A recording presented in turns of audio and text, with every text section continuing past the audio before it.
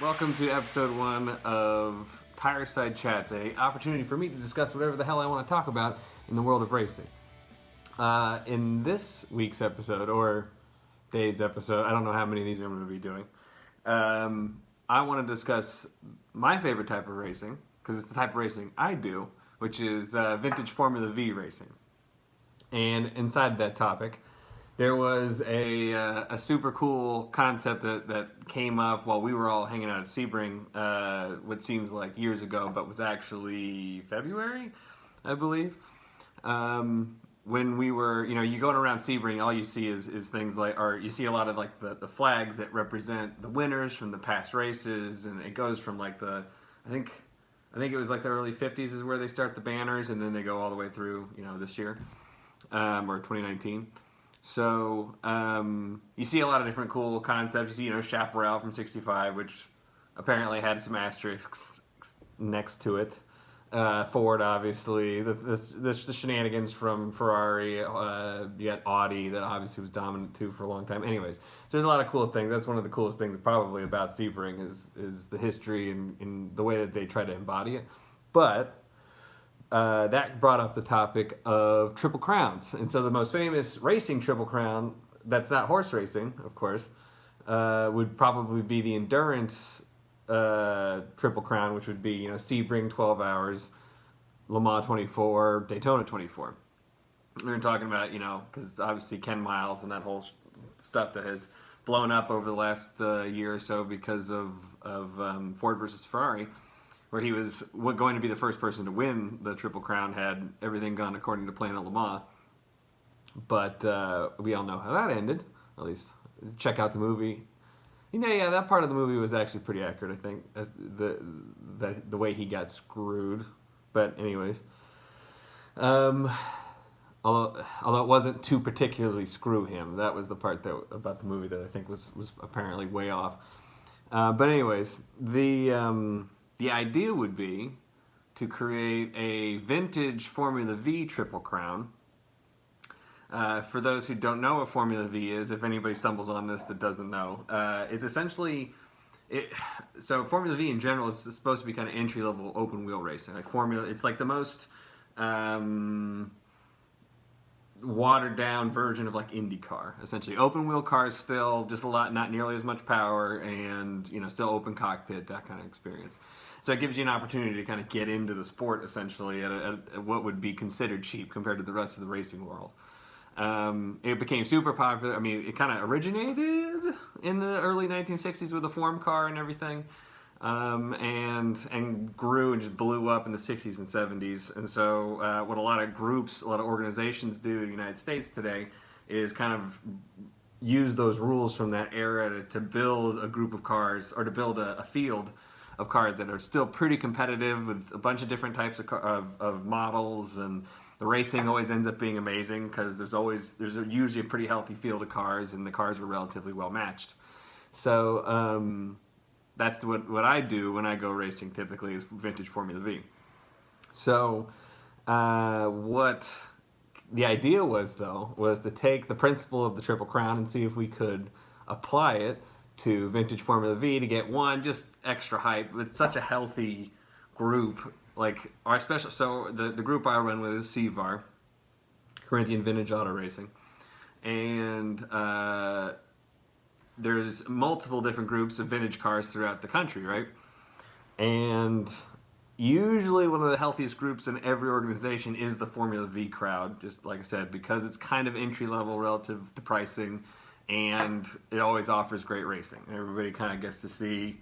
If you go to any of these groups, they'll usually have, like our group always has at least 20 cars in it.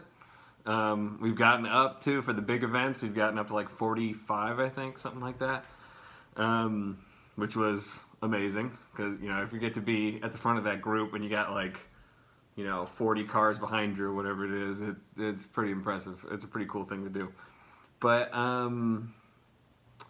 we were talking about how you would create, I think so it was me, Devin Boucher, and Hunter Phelps Barron were sitting talking, maybe E.O. Barron was there too, but we were talking about what it would take to do that. Like, what does that look like? Because we got, what you would say, four that I know of the major vintage organizations around the United States. You got CVAR, which is the one that we race in, which is kind of like Texas, Louisiana, Oklahoma, mostly, from a region standpoint. And you have VSCDA, which is the northern group, like northeast-ish.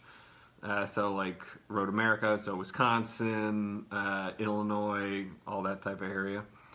VCDA, which is Florida area and kind of the southern part of the East Coast, and then the Rocky Mountain Group, which is mostly based out of Colorado. But so they all have pretty healthy groups, pretty healthy vintage V groups. Now there's some nuances to that because like Colorado runs multiple different groups inside their vintage group, inside their V groups. There's like different engine sizes and different specifications because the specifications changed over the years. Cars developed more, the technology developed, so they didn't want to exclude.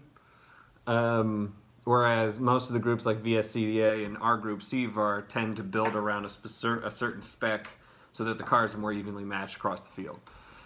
So anyways, there's going to be a bunch of different tangents trying to create like backstory for the scenario for anybody who doesn't know it at least, or you can just ask, I don't know, in the comments or something and we'll fill you in. But if you have any questions.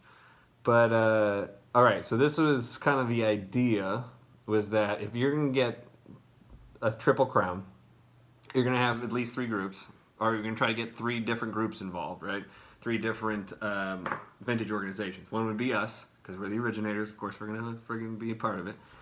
Then VSCDA, because they also have probably one of the healthiest groups in the country, and we've raced with them a few times. We just know them a little better than we know the rest of the groups. And then the question would be VCDA or Rocky Mountain. And so you got some interesting concepts where, all right, so maybe CVAR does Hallett as their one part. Hallett in March is usually when we have one of our Hallett races. This year, obviously things are completely botched and schedules don't make any sense, and there are no schedules essentially. So we know that that's, this is a unique situation. So this would, obviously, the soonest we'd be able to put something like this into effect would be 2021. But Hallett in March would be the first race in the Triple Crown in one scenario, in the scenario that I think is probably the coolest scenario. At least the most interesting to me. Everyone's allowed to do whatever they want to do or have their own opinion on it. But Hallett in March. VSCDA then also has its Blackhawk race, so now we have what we were trying to pick here though too are tracks that are vintage V friendly, like they're particularly good V tracks, shorter straightaways. You'd say lots of fast cornering, I guess, but I mean that's fun in pretty much every car, but it just tends to lend itself pretty well to vintage V racing, at least, and V racing in general. It's not like it's a gigantic difference between the two, because there are updated versions of Formula V's racing in the SCCA these days, and yeah. So anyways, we would do, like I said, because Hallett's such a good V track, and it's kind of also central. It's in the middle of the country. It's in Oklahoma. And VSCDA could probably make it. VCDA actually has come to, at least a couple of their people have come to our events, and so has the Rocky Mountain Group. So they're all familiar with, at least the organizations are familiar with the track, at least a little bit.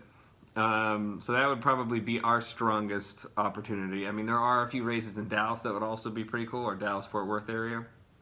But really, I think it's got to be Hallett. I mean, it's the way to go. Like I said, then if VSCDA was going to be involved, what most people think is one of their best V tracks is Blackhawk, which is in the north part of Illinois. So not necessarily central, but at least it's not up in Wisconsin completely, like the north part of Wisconsin or something like that. So, well-renowned track. A lot of our guys, the CVAR guys, have gone to Blackhawk multiple times. I've been to Blackhawk. I even flipped a race car there at Blackhawk. So if you want to see a video of that, you can go to my channel, my YouTube channel, and see the flip that I did. That was something. So that would probably be the second prong of the Triple Crown. So you'd have June Black, so March Hallett, June Blackhawk, and then the question becomes a little bit more interesting after that, because I think those first two are kind of obvious choices if you're involved in the vintage V world at all. So you have VCDA. I don't really know what the quality of their field is these days. I don't know if they're still, got a big strong field or not. I don't know, but I know they used to. So I just so they definitely would have a say. But they have a couple of interesting tracks. We did some of the CVAR guys, because we really like to travel to other people's tracks too. Did the Roebling Road race there for their 55th anniversary. And so Roebling Road would kind of be an interesting, and it's apparently a great V track. And so that might be a good entry from VCDA's group, which is the southeast group. There's also another interesting idea to kind of channel the old school SCCA vibes, is that they do a race, that VCDA does a race at Road Atlanta also, and that could be the third piece of the Triple Crown, which would be an interesting concept. Like I said, it's a good idea. I don't know if what people would be willing to do, what groups would be willing to do in order to make sure that there's I just don't know what the logistics would be. But like I said, cool idea. So you got VCDA with two particular options. If for whatever reason that didn't make any sense to involve VCDA, or if they didn't want to be involved and Rocky Mountain wanted to, they have a lot of tracks that people really like. High Plains is supposed to be a big hit most of the time, I'm pretty sure there's one at the end of the year. I guess I'd have to look that up again. But there's one that would be like the third prong of the group. Now I don't know how we would necessarily deal with different with different types of V's inside of a group. Maybe we still just do split starts, because probably be a good number of cars showing up for it if we get the hype down for this thing. But or the hype up, I'm sorry, if we nail the hype. So that is a scenario for the Rocky Mountain group also. And then I'm trying to think of what would we do from a point scoring standpoint, because also different groups have different number of races each week, and CVAR does 4 races a weekend, whereas VSCDA does 3. So maybe we take the 2 best from that weekend, and you score points. Your 2 best point scoring races count towards the Triple Crown, and they end up, if you finish, maybe the top 15 scored points. First place scores 15 points, and then second place scores 14, and then from there on down to the 15th spot. And that way, if you have some race where a mechanical happens, you're not completely screwed, because you're only taking the 2 out of the 3 best, or 2 out of the 4, or 2 best out of the 3, or 2 out of the 4, depending on what group you're running with. So, yeah, that was some of the at least initial thoughts I had about it. I think the other, let's see. It's nice that vintage doesn't really have a whole lot of high level sanctioning bodies. We're all kind of hey, what's fun? Can we create a scenario that is beneficial to the different groups, and then we'll just make that happen, And that's, I think, something that we could really put together if there's some fuel behind this fire. So anybody who happens to be in other race groups that wants to stumble upon this idea, if you have any input about what your organization might be interested in doing, hell, throw it in the comments, either on the YouTube page or wherever this thing gets posted.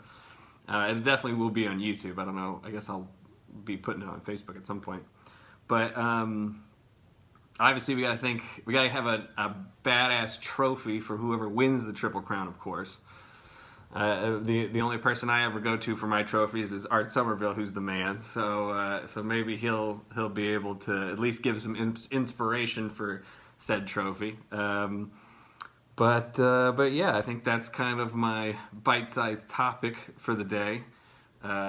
Thanks for joining me in my Thanksgiving Day related paraphernalia that's still up at a condo that we're in Wisconsin, because we're quarantining and but it just didn't feel right to take down Thanksgiving related stuff. Like it just feels good. It's got good vibes. Why take it down? And then I have a very serious racing helmet here because I'm a very serious racer. You know, you can tell that's how I show people that I am. Okay, so that's my spiel. I guess till next time, and I'll talk to you guys soon.